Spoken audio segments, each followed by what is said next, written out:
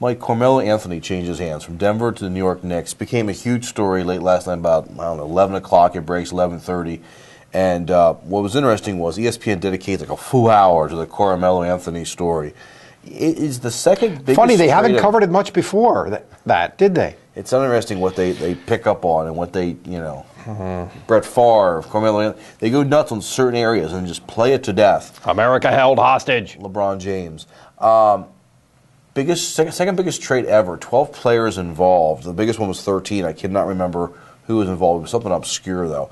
But, this is the player, Carmelo, who had one more year in his deal. The Denver Nuggets offered him a good extension, but he really didn't want to stay there. Wanted to go to the Knicks. That's where he winds up going. First of all, how do you think this changes the balance of power in the NBA? I don't know. It's a tough one, and I think, this is one of those things that this went on so long because it really was a hard one to figure out. It was I think for all the teams involved, it was pretty complicated. The NBA, as we have talked about before, the NBA is about great players. So it depends on how great a player you think Carmelo Anthony is. I've heard people say they think he's a top 5 player in the league. I disagree with that. I don't think he's a top 5 player in the league, but he's probably at the bottom end of the top 10, maybe. And so I mean, the NBA is about great players, and this will give them 2 great players in Amari and Anthony. Yeah. So in that sense, it's a defensible deal. All the switching of expiring contracts and role players and bit players in this thing, I don't know how that adds up to, but I do think that the Knicks have gotten more serious, and when you get great players, that's an indication that you're serious. The Knicks gave up a lot in this deal, too. They did. That's what I'm saying. There were some guys that helped make this team what they are now. And the Knicks aren't back right now. They're 28-26. They're 2 games over 500. And that's after being real hot early. I think they snuck up on people a little bit early.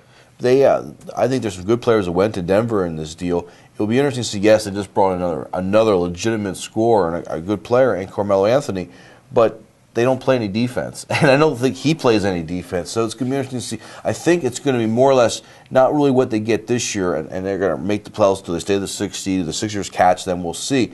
But next year, when they put a point guard with him, I think Chauncey Billups, who's involved with this deal, is on the way. He's declining. He's not as good as he used to be. He's a stopover. Do the Knicks attract a Deron Williams? Do they attract a Paul? Do they bring in that great point guard to give them 3 legitimate all-stars to go with what Miami has? Well, maybe they do, but it's enormously speculative at this point how you're going to make that happen. And remember, there's a salary cap in this league, and they're paying 2 guys a ton now, and there's collective bargaining coming up too. So maybe that salary cap will change, or the nature of the finances of the sport will change a little bit. We don't know that, but I got to tell you, most of the time when people say, "Oh, I'm so sick of hearing about this," I kind of think, well, relax, turn it off, and don't. But this was hard to avoid because it was never until this 1 hour thing. It was always like on the periphery. If you were watching SportsCenter, they'd throw a little bit of this at you.